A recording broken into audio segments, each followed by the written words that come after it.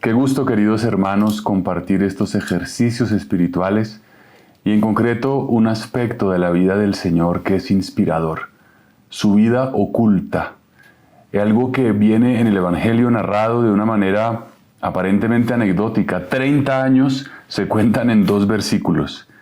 Decíamos, cuando reflexionábamos sobre la pérdida y hallazgo del niño en el templo, que Jesús, después de aquel acontecimiento, bajó con ellos, con José y María, a Nazaret, y vivía sujeto a ellos.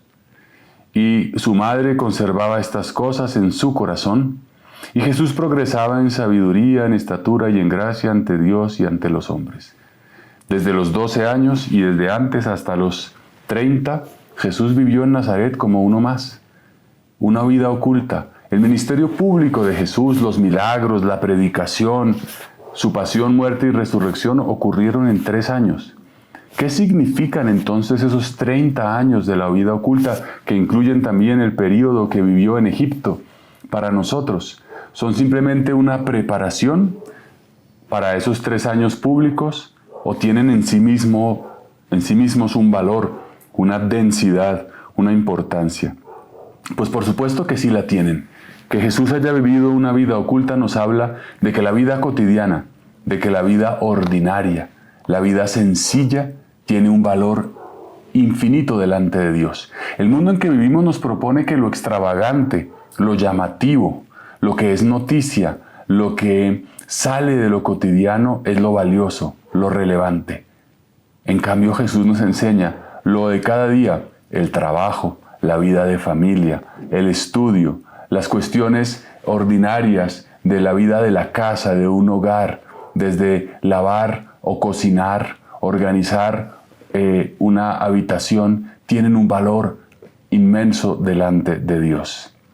Jesús, creciendo y viviendo como uno de nosotros, nos enseña esto, que el quehacer corriente y ordinario tiene un sentido divino. De hecho, dice el libro del Génesis que Dios puso al hombre en el jardín del Edén para que lo trabajara. El mundo en que vivimos nos propone que la vida ideal es vivir de vacaciones, ojalá en un yate, en medio del mar, tomando el sol y haciendo nada. Y resulta que el trabajo para nosotros no es simplemente el medio para ganar un dinero, para sostener una familia, sino que es lo que le da sentido a nuestra vida. Eso nos enseña Jesús, que el trabajo, que la actividad cotidiana es mucho más que un medio para ganar dinero o para llevar adelante un proyecto o un plan o un periodo previo a otro tiempo luego de descanso.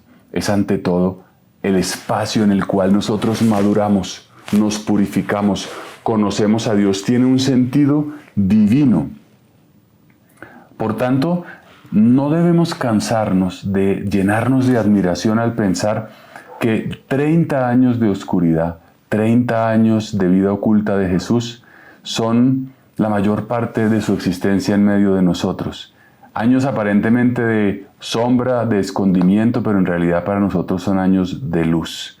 Porque el modo de vivir de Jesús en esos 30 años nos da proyección a nuestra propia vida, que nos dice, si tienes una vida ordinaria, sencilla, como la de muchos, es una vida en la que está presente Dios. La vida que vale la pena no es la vida que sale en los periódicos. La vida que vale la pena es la que se parece a la de Jesús, que es aquella que vivió Jesús durante 6 lustros.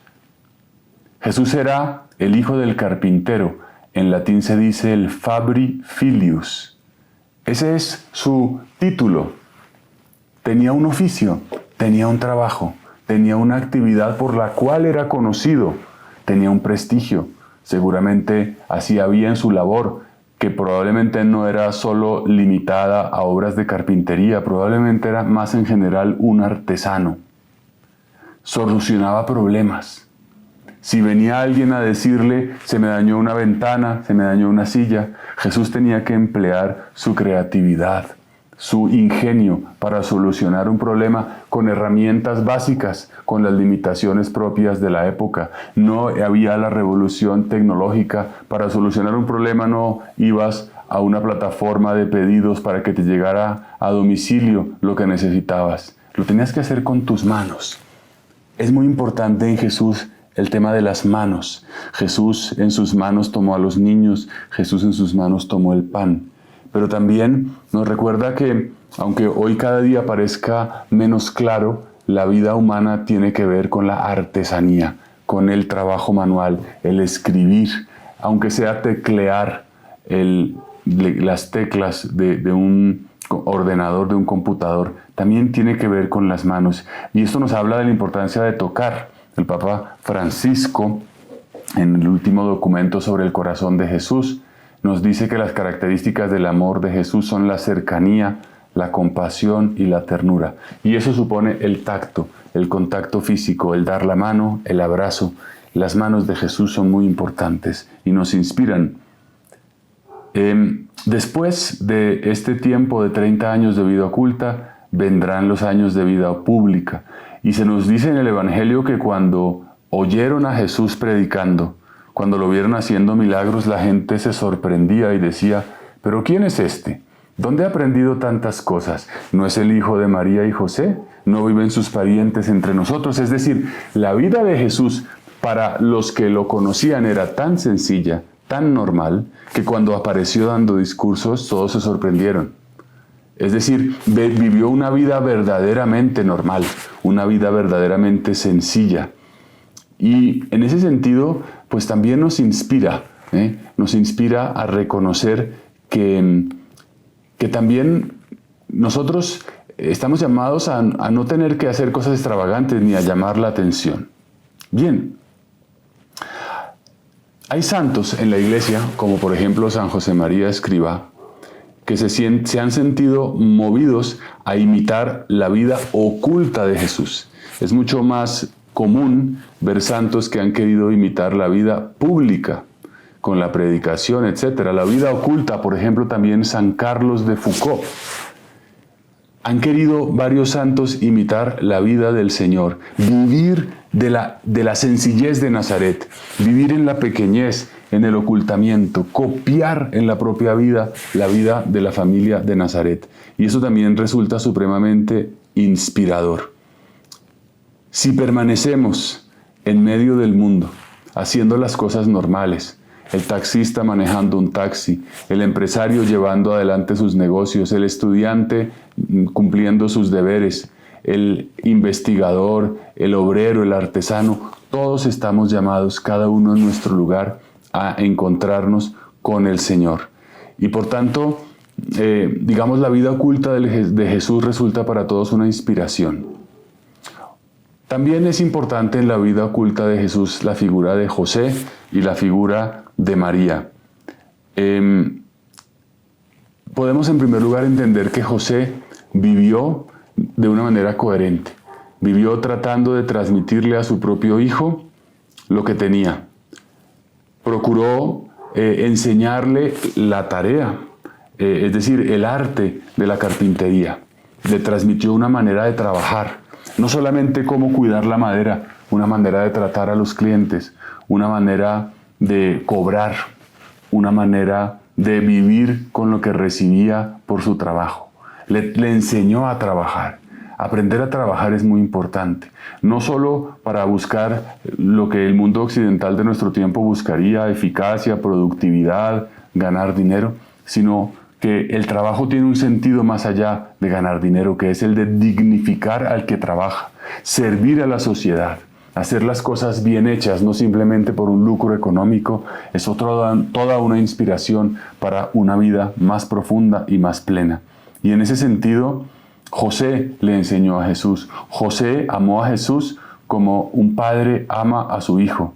Le enseñó lo mejor que tenía, le dio todo lo que poseía. Se jugó la vida por él, protegiéndolo al llevarlo a Egipto y luego de regreso.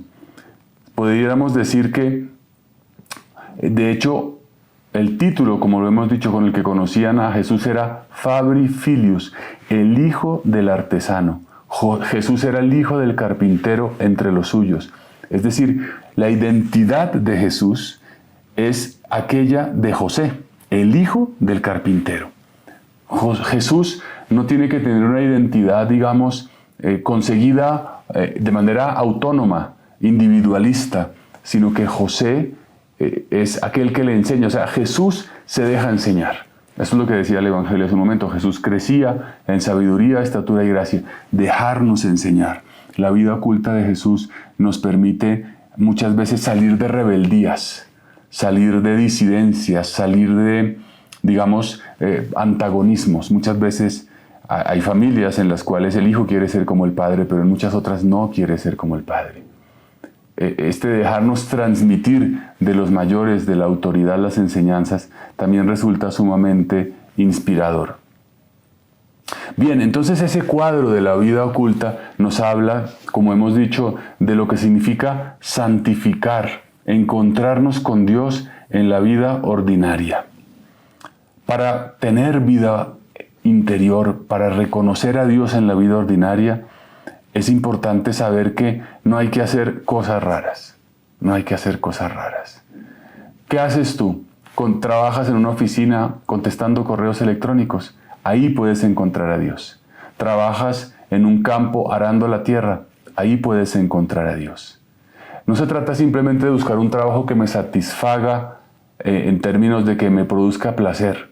A veces también esa labor oscura, repetitiva, de una persona, por ejemplo, en un hospital, de un médico, de un enfermero que tiene que trasnochar, o también la obra de alguien que hace el mismo tipo de tareas, poniendo sellos sobre un papel. Eso también es digno de ser santificado, porque lo que le da valor a los actos delante de Dios no es lo llamativos que sean, sino el amor que se les pone. Cuando tú haces, aunque sea lo más sencillo, una llamada telefónica, limpiar un piso con una escoba, y lo haces con amor, eso es lo que le da relevancia delante de Dios. Y esto es muy importante. El cristiano está llamado a ser una persona común y corriente. Hay veces que se escucha, no, yo soy un abogado católico, ¿no? Y como si el término católico le diera más relevancia al ser abogado. Es muy importante que la vida ordinaria de Jesús nos enseña que esa tarea de ser abogado, o sea, yo no puedo ser un abogado católico si no soy un buen abogado. Es lo que quiero decir con esto. O sea, Jesús es el hijo del carpintero que no por ser Dios va a santificar lo que hace, pero sin tener una competencia propia de la tarea que hace. Yo no puedo decir que soy un médico católico si soy un mal médico. No puedo decir que soy un investigador católico si soy un mal investigador. O sea, lo religioso, lo espiritual, no puede ser un sobreañadido que viene a cualificar las cosas que yo hago como desde fuera. Yo ante todo tengo que humanamente, como Jesús, ser competente, ser servicial y hacer las cosas bien. Y esto es fundamental. Y en la vida cristiana, por otra parte, hay una escuela, ¿no? Ese taller de José, esa vida oculta en Nazaret, se convierten para nosotros en una escuela, en un camino. Y es fundamental una idea, y es la de comenzar y recomenzar, renovarse cada día. A todos nos pasa. Las cosas van cambiando en el ámbito profesional, tenemos que aprender las nuevas tecnologías, aprender las nuevas técnicas, pero eso no solo pasa hoy, ha pasado siempre. Pero ya no solamente en términos de competencia profesional, sino espirituales. Tenemos que comenzar y recomenzar cada día. La vida ordinaria nos dice que la santidad no es no caer, que la santidad es no quedarse en el suelo, como enseña el Papa Francisco. Eso es lo que significa comenzar y recomenzar. Que cuando tú quieres aprender una tarea manual, artesanal o también intelectual, la única manera de lograrlo es volver a empezar y reemprender la tarea. Si eres guitarrista y quieres aprender las posturas para tocar el instrumento, la única manera es hacerlo una y otra vez. Comenzar y recomenzar, aunque te duelan los dedos, aunque te parezca imposible, aunque te parezca que no lograrás la destreza, la ligereza, la velocidad. Y a fuerza de volver a comenzar, logras tener esa competencia que necesitas. La vida ordinaria nos dice eso. Muchas veces haremos las mismas cosas, las mismas tareas. Yo de sacerdote celebraré la misma misa, que nunca será la misma.